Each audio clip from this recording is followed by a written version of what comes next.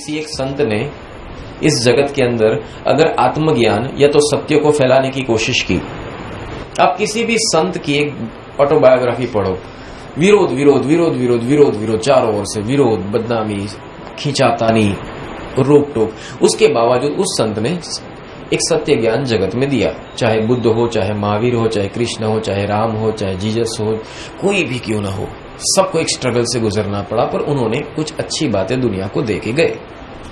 That's why they are the messengers। पर हुआ क्या, लोगों ने उस मैसेज को बहुत अच्छी तरह से किताबों में रख दिया, अपनी सिक्योरिटी के लिए धर्म भी अपना लिया।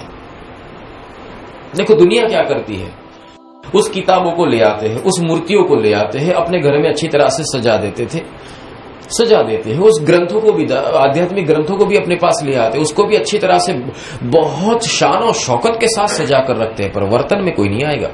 एक बंदे के घर में गया था, उसने अपने घर में एक स्पेशल रूम बनाया है, उसके यहाँ बहुत अच्छी, बहुत आलीशान सिंहासन बनाया, उसके ऊपर ग्रंथ साहब रखे हुए हैं, और वहां पास में एक सुंदर दिया जलता है, इतना अंदर सुंदर डेकोरेशन किया है। अब वहां जाओ तो आपको अच्छा लगे, पर उसके वर्तन में देखो तो जीरो। अगर ग्रंथ साहब जिंदगी में खोलकर पढ़ा भी नहीं और 3-4 बानी अगर खोली है तो उसको लगता है जैसे मैंने उपकार किया भगवान के ऊपर। कुरान कितने लोग पढ़ते हैं, और पढ़ते तो कितना अमल करते हैं। बाइबल हर कोई पढ़ता है, वर्तन में कहां है।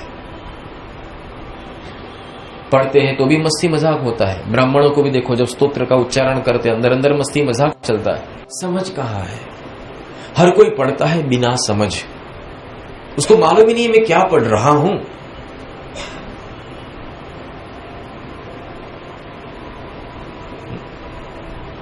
असतो माम सद्गमय, उसका मतलब क्या, तो बोले मैं असत्य की ओर से सत्य की ओर जाऊं। तुझे मालूम है सत्य और असत्य क्या है? तुम इस जगत में आए तो सत्य का झंडा गाड़ के घूमते हो, मैं सत्य बोलूंगा, सत्य के अलावा कुछ भी नहीं बोलूंगा, पर सत्य आखिर सत्य नहीं है। सत्य की परिभाषाएं बहुत अलग है, और जितने जितने फेस बदलेंगे उतनी सत्य की परिभाषाएं बदलती जाएगी। तो तू कौन से सत्य की बात कर रहा है?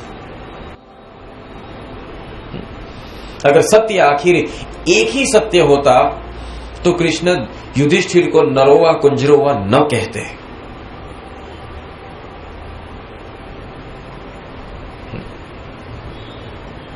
हर एक अवस्था के ऊपर निर्भर है,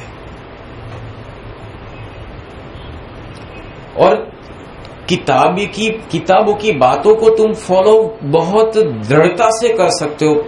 बहुत समझने की बात बताता हूं। एक व्यक्ति जब कुछ बातें कहता है तो आपको वो समझ में कम आती है, आपका मन शंका कुशंका करेगा, पर वही बात किसी जड़ वस्तु के ऊपर अंकित की जाएगी और आपका मन पड़ेगा तो आपको अच्छी लगेगी। जैसे कि इसको किताबों में डाल दी जाए, किताबों को अच्छी तरह से बना दी जाए, उसका लेखक का नाम वगैरह बदल दिया जाए और उसको किसी और व्यक्ति के द्वारा बताया जाए, आप मानोगे हाँ ये सत्य है।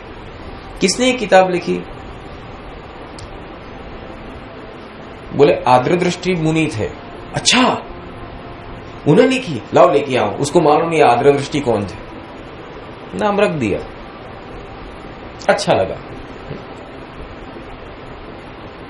तो कहने की परिभाषा यहां पर आती है कि ये सब चीजें, मतलब मन को, पहली चीज है मन को कौन प्रिय है जानते हो? अज्ञात। मन उसी से ज्ञान लेना चाहेगा जिसको वो जानता नहीं है, तो वो अच्छा लगेगा, क्योंकि मन नहीं चाहता कि उसको कोई जाने। इसलिए जो आपको नहीं जानता हो या तो आप किसी को नहीं जानते हो, वहां से आप ज्ञान लेना बहुत अच्छा पसंद करोगे।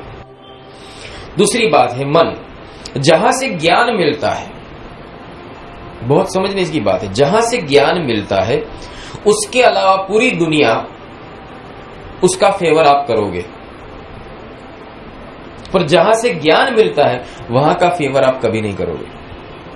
ये मन का कारण है। जैसे कोई ज्ञान अगर आपको मिलता है, कोई व्यक्ति अगर आपको ज्ञान देता है, तो आप वो ज्ञान नहीं लोगे, आप वो ज्ञान लेकर 10 लोगों को पूछने जाओगे, भाई ये बराबर है कि नहीं है। मेरा प्रश्न है कि जो 10 लोगों को आप पूछने जाते हो, क्या वो बराबर है कि नहीं? जिन 10 लोगों को आप पूछने जाते हो, क्या वो 10 लोग बराबर है? वहां ये समझ नहीं आती है।